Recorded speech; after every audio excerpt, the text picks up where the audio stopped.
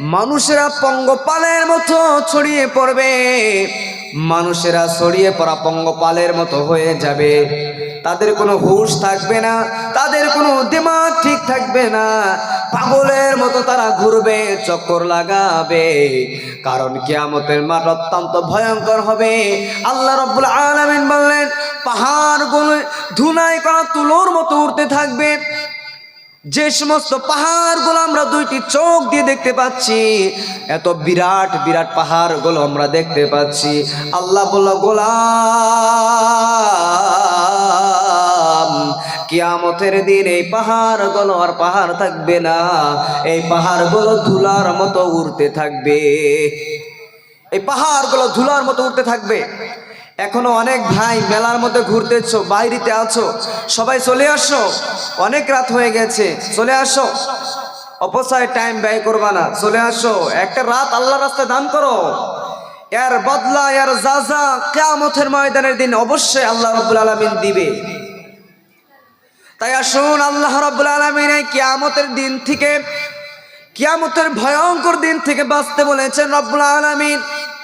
এই কিয়ামতের ভয়ঙ্কর দৃশ্য সম্পর্কে আল্লাহ রাব্বুল আলামিন সূরাতুল আবাসার মধ্যে ঘোষণা করে দিয়েছেন।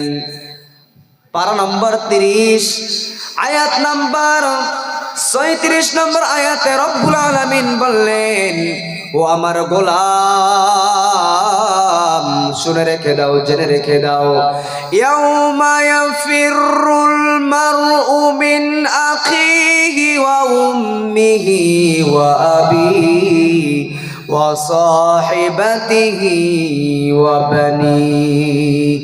আল্লাহ রাব্বুল আলামিন বলেন, কিয়ামতের মাঠ কত ভয়ঙ্কর হবে। ও পর্দার মা, কিয়ামতের মাঠ কত ভয়ঙ্কর হবে। আল্লাহ রাব্বুল আলামিন বললেন, আমার গোলাম, শুনে রেখে দাও, জেনে রেখে দাও, কিয়ামতের কি ওয়াকিয়া হবে, ঘটনা ঘটে যাবে।